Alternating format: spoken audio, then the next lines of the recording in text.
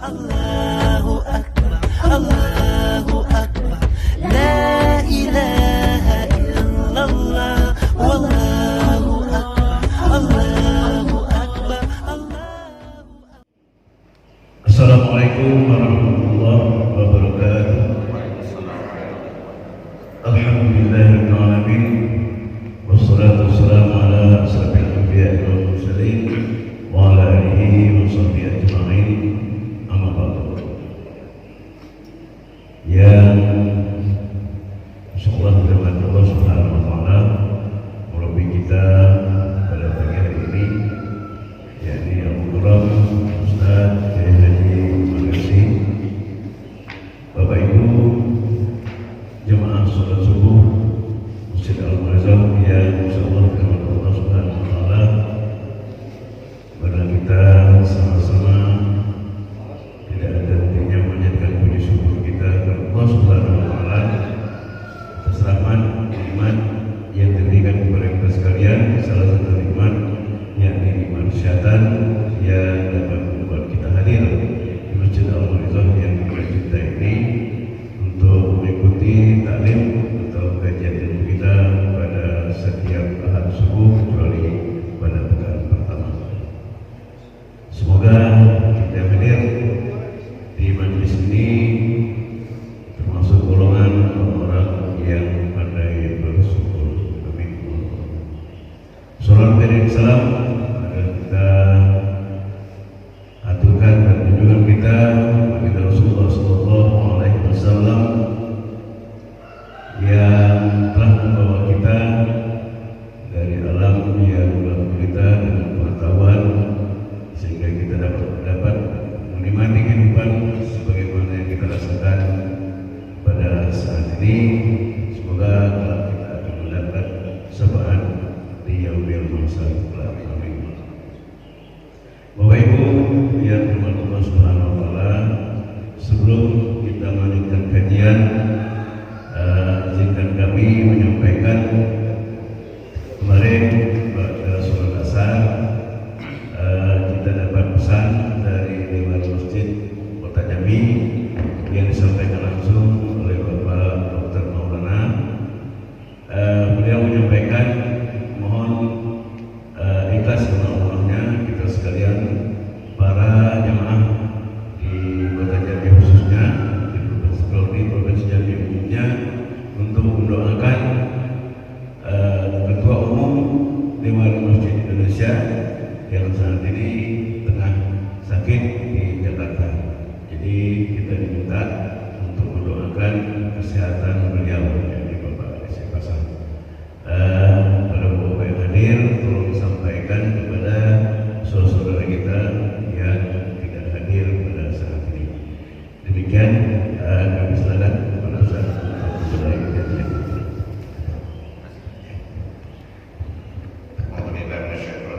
Bismillahirrahmanirrahim.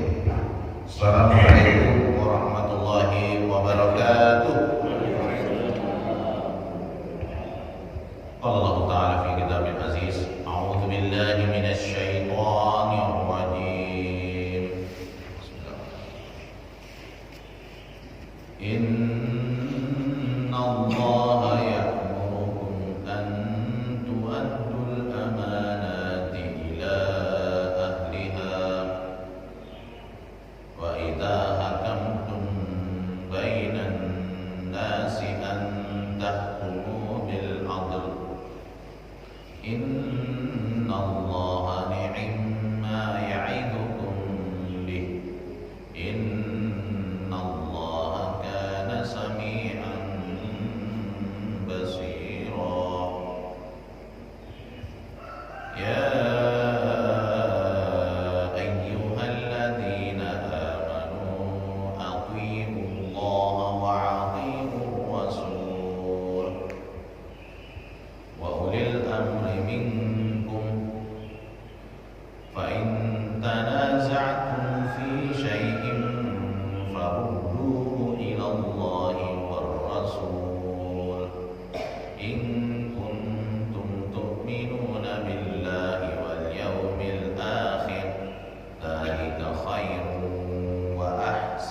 ta'wila. Sadaqallahu al-azim. Alhamdulillah, kita bersyukur kepada Allah dalam segala keadaan. Alhamdulillah ala kulli hal.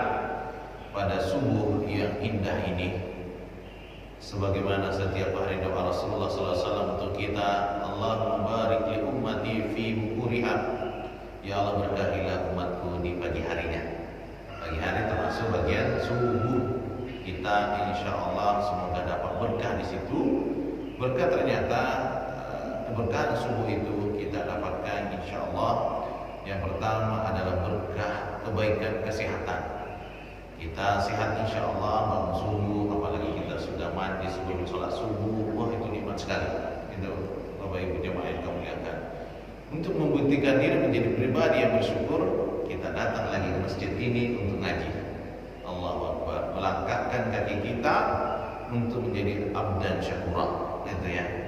Kemudian ketika kita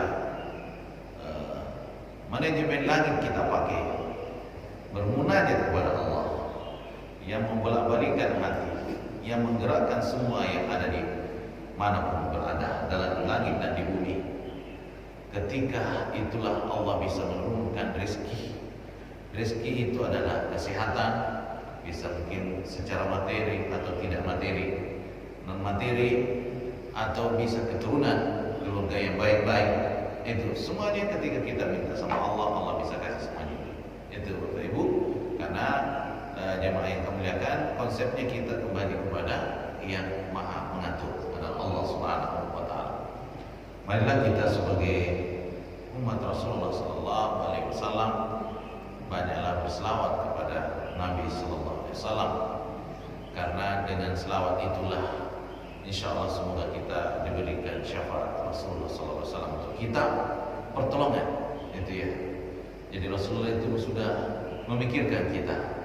Mungkin orang tua kita belum tentu mikirin kita, tapi Rasulullah sallallahu alaihi wasallam selalu memikirkan kita, keselamatan dunia akhirat kita. Itulah Rasulullah sallallahu alaihi wasallam. Maka dengan banyak berselawat, insyaallah itu suatu pengakuan sebagai umat Rasulullah sallallahu alaihi wasallam. Bahkan Bapak Ibu yang kami muliakan, karena kita sering banyak juga belajar, banyak mendengar, contohnya apa yang disampaikan oleh Bu Aisyah Dahlan ya, itu ya, termasuk pakar parenting itu ya, tentang suami istri. Ternyata tubuh kita ini, dalam tubuh kita ini, sel-sel kita ini biasanya rusak. Di tubuh kita ada kerusakan.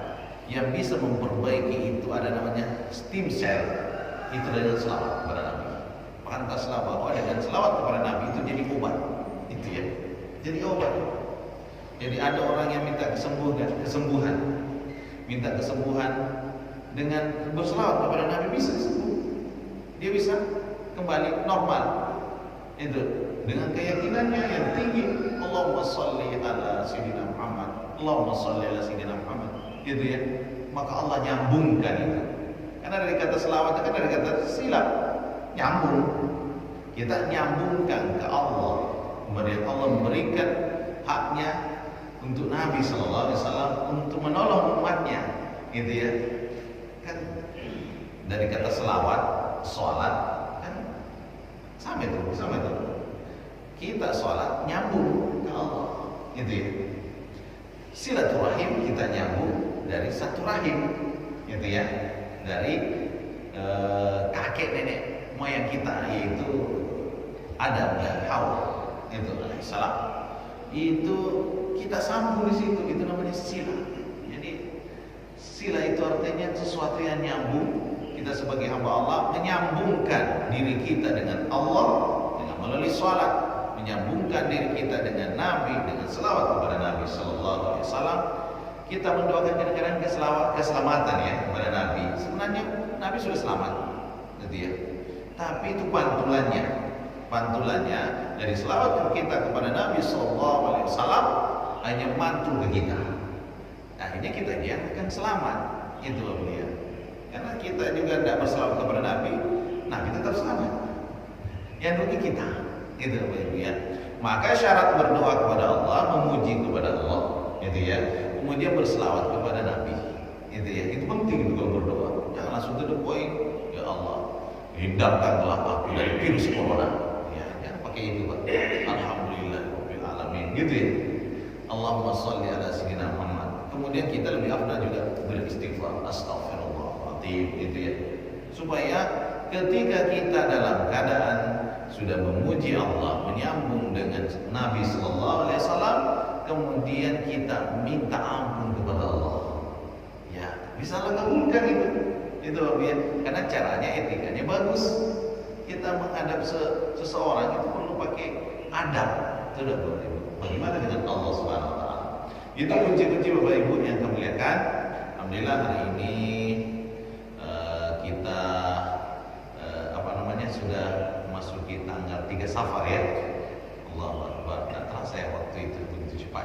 Safar artinya itu bisa maknanya kuning, asfar bisa juga maknanya nol. Itu ya. Kadang juga maknanya orang Safar itu bulan banyak musibah. Kita tidak boleh juga dari ke situ ya. Sampai-sampai ada namanya di Jambi, ini tradisinya mandi Safar. Itu ya. Kita juga mandi tiap hari. Mandi Safar, mandi Rabiul Awal, kan kita semuanya mandi tiap hari. Itu Bapak Ibu yang kami lihatkan. Nah, itu kita kembali lagi sini bukan pembahasan itu. Tanggal 20 September 2020, Allahu Akbar. Pergantian siang dan malam itu cepat sekali. Maka apa yang disampaikan oleh Pak Haji, ya diuji pemimpin kita hari ini, wali kota kita ya kena COVID itu ya. Jadi COVID ini kita tidak boleh terlalu masuk ke dalam. Yang penting sudah tahu ilmunya, menjaga kesehatan, menjaga imun. Karena dengan sering mendengarkan kata COVID itu, membaca terlalu dalam berapa orang mati, tubuh kita ini jadi down, tubuh kita akan jadi lemah. Akhirnya kita yang kena penyakit. Itu Bapak ya. Karena kita sering mendengar yang tidak baik. Itu Bapak ya. Maka kata-kata yang tidak baik tidak boleh sering didengar, karena itu membuat diri kita tidak baik. Itu ya. Itu membawa energi negatif dia. Maka kita harus selalu berbaik sangka, berhusnuzan, berucap yang baik, itu ya. Maka kalau kita ketemu orang kan kita tidak nanya berapa duitnya, itu ya, berapa kekayaannya, enggak. Anaknya pasti ditanya gimana keadaan anak, bisa itu ya. Pasti ditanya sehat, itu ya. Sehat Pak, sehat Bu. Itu paling enak itu. Jangan ditanya Pak berapa utangnya Pak di bank. Jangan Pak, bikin pusing itu. Itu ya. Nah, biarlah beliau-beliau ini yang tahu dirinya, itu ya. Maka kita ketemu sama seseorang adalah ketika kita itu bertemu dengan kebaikan-kebaikan yang kita ucapkan. Itu udah berarti. Ucapan yang baik akan membawa energi positif untuk kita, gitu ya. Maka kalau ibu ketemu sama suami, jangan ucapan yang membuat suami jadi jatuh semangatnya.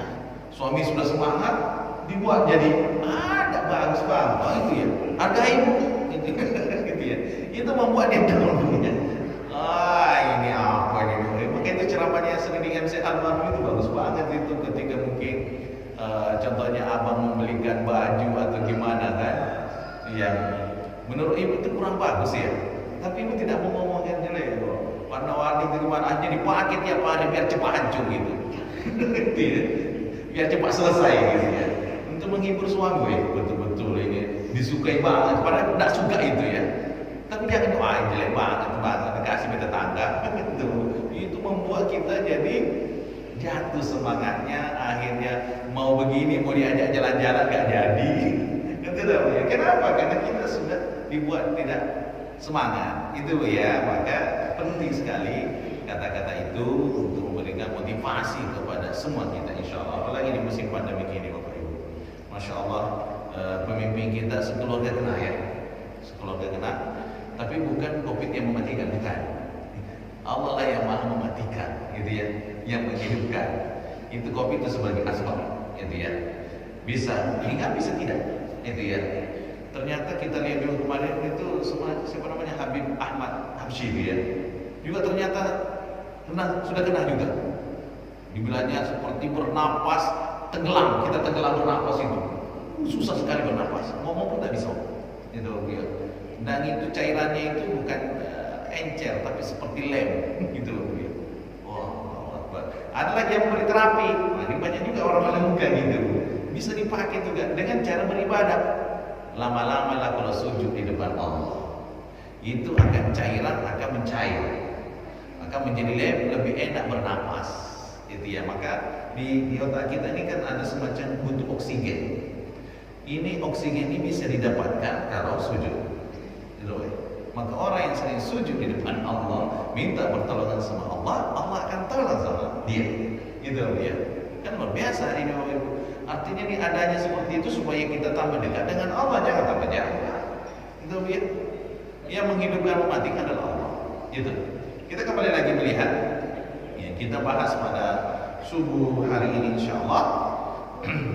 Inna Allah ya'murukum an tu'addul amanati ila ahliha. Ini surah An-Nisa ayat 58 dan insyaallah kalau ada kesempatan kita sambung ayat 59.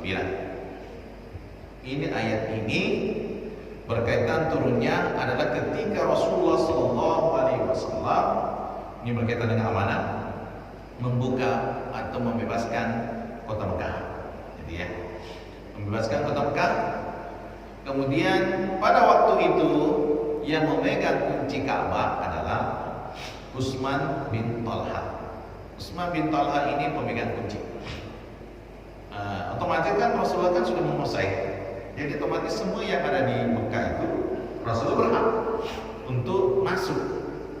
Untuk contohnya Ka'bah, karena Ka'bah ini milik umat, rumah Allah. Untuk beribadah Nabi di situ.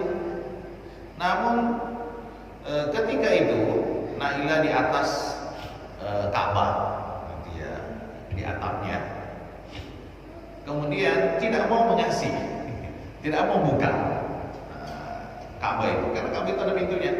Kalau kita lihat ini tuh pintunya emas ya. Dan termasuk salah satu mustajab doa itu adalah multazam. Multazam itu adalah antara pintu Ka'bah dan Hajar Aswad. Itu muatnya kalau kita orang Indonesia bisa muat 2 orang lah, suami istri bagus itu. Lengke di Ka'bah gitu. Curhat di situ Pak ya, jangan curhat di Facebook. Curhat gitu. Mudah-mudahan Bapak Ibu kembali normal ya, karena sekarang belum normal bisa umrah ya, belum. Ya Allah, gue ini masuk aja curhat di situ tuh. Antrian, karena di situ orang berebutan. Itu ya, mencium Hajar Aswad berebutan. Tapi kita kalau tahu Hajar Aswad setelah tawaf ya, setelah tawaf kan kita sudah selesai tawafnya, kan nggak boleh menyentuh Ka'bah kalau lagi tawaf, nggak boleh. Nah itu sudah selesai semuanya, kita ada waktu nyantai-nyantai. Mungkin kita nggak mencium Hajar Aswad, kalau kita memang waktunya nggak pas, kalau cium dulu Hajar Aswad boleh, baru nanti minggir-minggir cari lagi antrian lagi ke Multazam. Disitulah kata Ibnu Abbas radhiyallahu anhu, tak satu pun doa yang aku panjatkan terkecuali Allah kabulkan di situ. Itu ya. Mustajab banget doa di situ. Multazam. Itu ya. Nah, itulah antara pintu Ka'bah dengan Hajar Aswad itu namanya Multazam. Pintu Ka'bah ini dipegang kuncinya oleh Utsman bin Talha. Itu ya. Nah, setelah itu Nabi kepingin masuk, tapi dia tidak mau ngasih. Itu ya. Akhirnya diambil paksa oleh Sayyidina Ali. Ini macam-macam ada ini. Kita hanya mau masuk, kalau tidak boleh masuk gitu ya. Ini kan sudah dikuasai ini ya. Rasulullah tidak membunuh orang, tidak. Mentang-mentang beliau sudah menguasai, siapa yang kafir sikat gitu ya. Enggak seperti itu. Karena konsep kita itu Nabi Sallallahu Alaihi Wasallam tidak lepas daripada Nabi. Tapi hari ini yang selalu disalahkan adalah umat Islam. Itulah ciri khas bagaimana umat Islam itu mau dihabisi, gitu ya. Maka Syekh Ali Jabir itu sebagai figur hari ini salah satunya yang dimana sangat tidak disukai oleh komunis, itu mengatakan bahwa insya Allah Indonesia akan dipimpin oleh hafiz Quran. Itu Pak ya. Wah, itu bukan omongan yang enak itu bagi orang-orang yang benci dengan Islam itu. Itu omongan yang sangat-sangat sensitif banget itu. Betul tak ya? Berarti yang tidak hafal Quran nggak masuk gitu. Itu ya, istilahnya itu orang-orang yang benci dengan Islam pasti tidak masuk di situ. Itu tadi. insya Allah akan dipimpin oleh Indonesia adalah penghafal Quran. Dahsyat itu omongan itu Bapak ya. Kadang-kadang lembut loh Pak. Tapi semuanya ada di situ jadinya. Itu dah Bapak ya. Nggak main-main masa ucapan itu. Maka setelah itu ya akhirnya adalah orang gila sih. Pokoknya kalau ulama yang dizolimi langsung gila lah.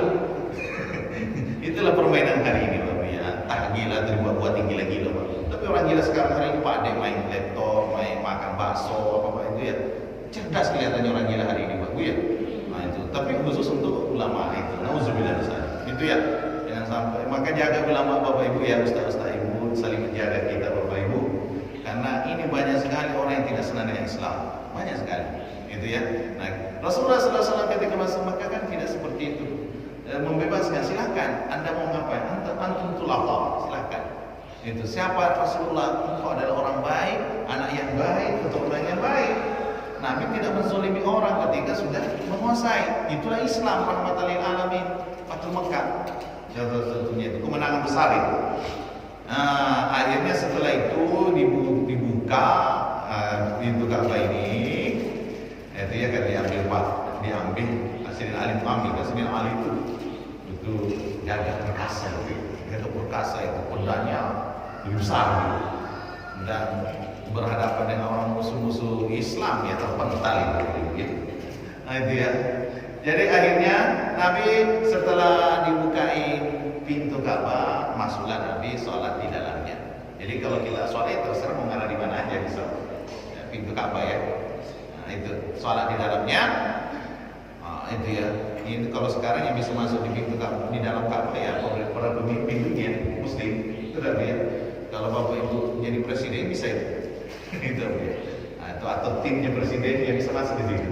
Kadang kan waktu ini dia diberi kesempatan pemimpin dunia untuk masuk di situ. Nah, tentu hari ini walau alam kita nanti ke depan gitu ya. Kan masalah bisa ke depan siapa yang tahu? Itu dah ya. Allah yang tahu masalah ini. Kemudian setelah selesai sholat ini akhirnya Rasulullah SAW memerintahkan Sayyidina Ali untuk mengembalikan kuncinya itu kepada pemiliknya yang memegang kunci yaitu Utsman bin Affan. Itu ya. Tapi setelah itu kan seandainya aku tahu Nabi dia, aku tidak mau lah menghalang-halangi lah, silakan dibuka kan. Tapi kan dia nggak tahu itu Nabi gitu ya. Dianggap sebagai ya pemimpin yang ini kan. Nah, jadi akhirnya minta maaf lah. Waktu awalnya kurangnya diambil paksa.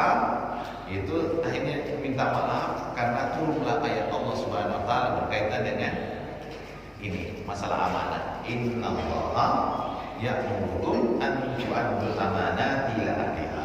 Sesungguhnya Allah Subhanahu wa taala menyeru kepada kalian untuk menunaikan, memberikan amanah. Amanah itu apa saudara-saudara itu Bapak Ibu? Amanah artinya aman dari kata aminun, gitu ya. Maka amanah di sini ada 3 di dalamnya itu.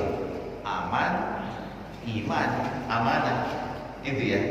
Itu kalau orang yang sudah amanah, insya Allah tenang hatinya, jauh daripada rasa takut.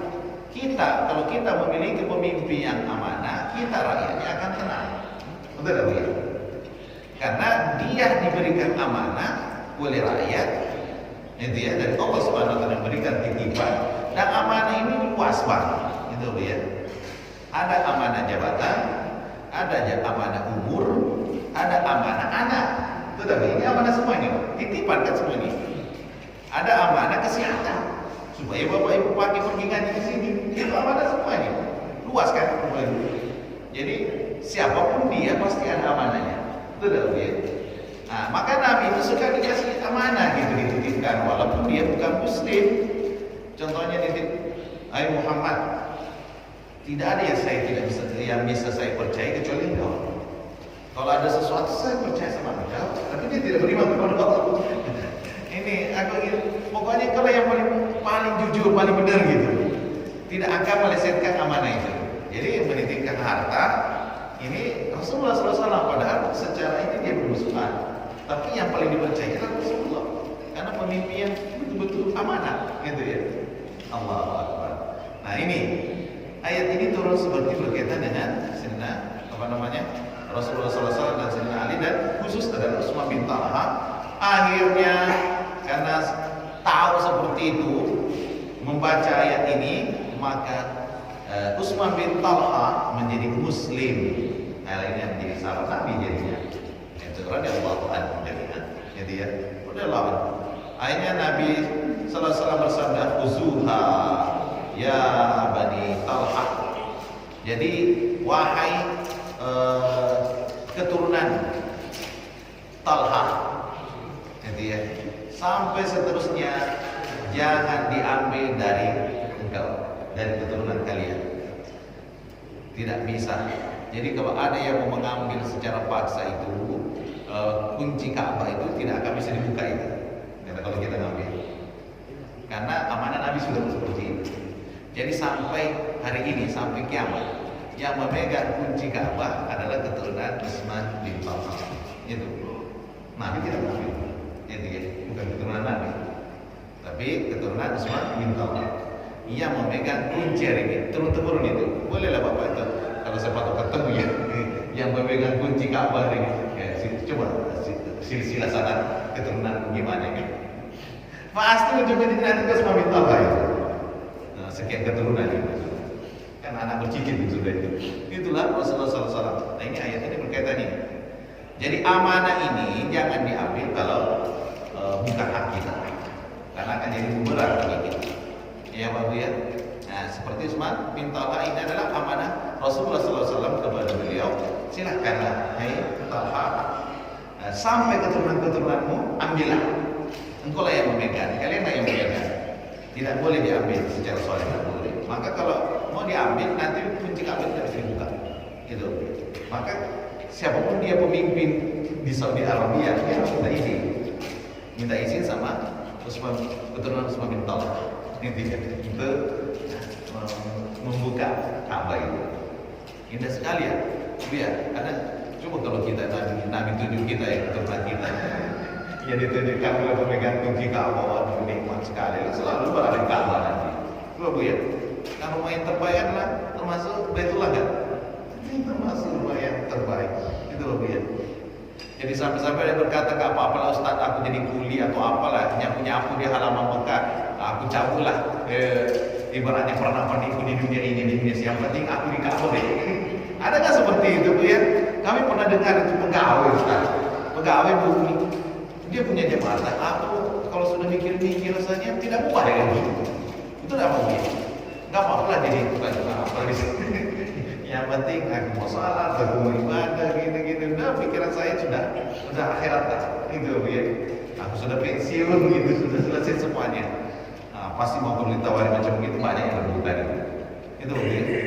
Karena hari ini bukan orang yang banyak duitnya yang bisa sholat di situ. Belum tentu. Yang kita lihat kemarin musim corona ya katanya. Musim corona itu kita lihat orang-orang yang khususlah yang bisa sholat di situ. Nah, bukan dengan banyak duit, bukan. Banyak-banyak belum tentu bisa dimasuk. Itu ya. Nah, kita kembali lihat di sini. Bapak Ibu yang berbahagia akan melihatkan. Jadi Allah menyerukan kepada kita untuk menunaikan amanah kepada ahlinya yang berhak menerima di sini. Ini adalah pemberitahuan kepada kita semuanya untuk menunaikan amanah segala hak-hak yang berkaitan dengan hak Allah, hak manusia. Karena ada amanah untuk Allah, ada amanah untuk sesama manusia. Ini katanya hablum minallah, hablum minannas. Amanah yang Allah titipkan untuk kita di dunia ini, contohnya sholat di waktu, itu amanah yang tidak boleh kita tinggalkan.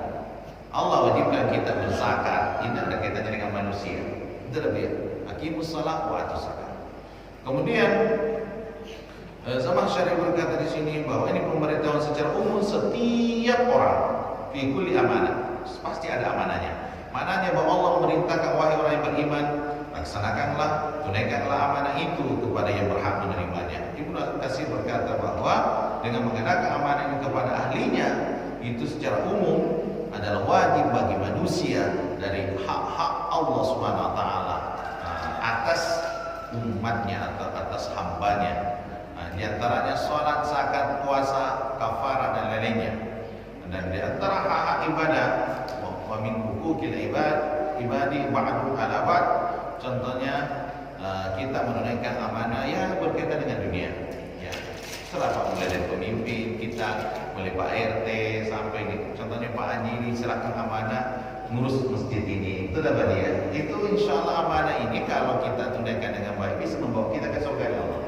Itu dapat ya. Tapi kalau amanah yang tidak ditunaikan dengan baik bisa menyebabkan kita tergelincir masuk neraka Allah. Karena ada amanah yang harus ditunaikan. Maka bahasa Arabnya bendahara itu amirun sunduk. Amanah kan? Dia dititipkan duit. Kan dia diamanahkan. Contohnya materi. Yang paling berat itu saya kalau masalah berkaitan finansial itu paling takut. Karena kalau masalah duit itu panas banget. Sudah nengok duit, itu banyak. Betul apa Pak? Maka kalau nengok duit itu dia bahaya, itu bisa dipakai itu. Itu masih ada. Masih kan belum mau dipakai juga. Jangan Pak Bu kalau duit masjid jangan coba-coba diganggu gitu ya. Jangan coba-coba diganggu. Dengan kebutuhan macam-macam, tak boleh. Karena itu masjid untuk kehidupan sehari-hari kita lain. Jangan dicampur adukan. Ada babnya ya. Maka kalau orang yang bagus itu, yang baik itu selalu membuat babnya. Ini kami pernah ketemu orang biasa Pak, bisa naik ke tanah suci. Dia pegawai biasa, rendahan, suami istri naik ke tanah suci. Bagaimana ini Pak Ji bisa seperti itu? Mas Sulawesi itu begini. Begini Ustaz, nah begini. Kami tuh membuat bab untuk belanja harian ada. Saya kisahkan itu. Bab belanja, bab untuk sekolah anak ada, gitu ya. Kalau kita kan umat Islam kan ada bab zakat, sedekah, infak, ada bab keluarga kan. Itu ada untuk orang tua. Beliau ini membagi-bagi, ada untuk memang keluarga, ada untuk pendidikan, ada untuk sehari-harian, ada bab untuk haji. Ini bab haji ini tidak boleh diganggu. Kalau sudah contohnya gajian, langsung masuk situ bab. Jadi posnya sudah ada posnya. Ternyata dengan mudah bisa naik ke tanah suci. Karena kita ini manajemen keuangan kan sering bermasalah. Itu dah oke. Jadi ini luar biasa. Bukan masalah lebih banyak orang atau gimana cepat, bukan itu. Kalau manajemennya bagus, itu tertib ya. Maka contohnya Bapak Ibu, kita bisnis, jangan coba-coba manajemennya bermasalah, manajemen keuangan. Hancur bisnisnya, dicampur adukan gitu ya. Karena kita harus ada babnya Pak. Bab untuk harian kita ada, bab untuk belanja ada. Memang harus betul membab-babkan. Karena kalau ini dikacaukan, kacau banget semuanya itu Bapak ya. Makanya ada pemegang khususnya ini ada babnya. Nah itulah amanah-amanah yang Allah titipkan. Aminun sunduk. Begitu juga bendahara yang dititipkan, contohnya uang jamaah untuk dipakai. Maka alhamdulillah ada perkembangan dulu masjid kita dulu kan belum seperti ini. Itu dah ya, ada perkembangan, ada amanah yang Allah titipkan sehingga itu tidak boleh contohnya ngendap, contohnya di masjid kebanyakan di saldo itu di dalam bank itu Pak. Karena itu banyak juga ini dipakai orang itu nanti Pak. Dipakai orang sebenarnya kan enggak bisa diambil ya, tapi diputar gitu. Maka itulah Masjid Jogakarya itu ya. Jogja itu sangat bagus itu. Jadi duit umat itu betul-betul berputar dengan orang. Akhirnya maju masjidnya situ. Itu dah ya. Karena kalau masyarakat kita melihat seperti itu, masyarakat kita akan antusias. Nah, kalau sudah saldo masjid kita 150 juta, banyak banget. Itu ya. Maka bagus sekali sering itu. Saldo kita minus 10 juta. Banyak terus minusnya terus ini. Berarti keluar terus gitu ya. Akhirnya dipakai terus begini untuk umat. Waduh, aku mau bikin plus aja kalau begitu daripada minus terus. Itu kan ya. Yang lain akan berpikir Pak. Kalau begitu banyak enggak usahlah kita cari yang lain lah untuk bersedekah. Itu kan ya. Jadi duit umat itu tidak mengalir. Ini kan amanah Pak ya.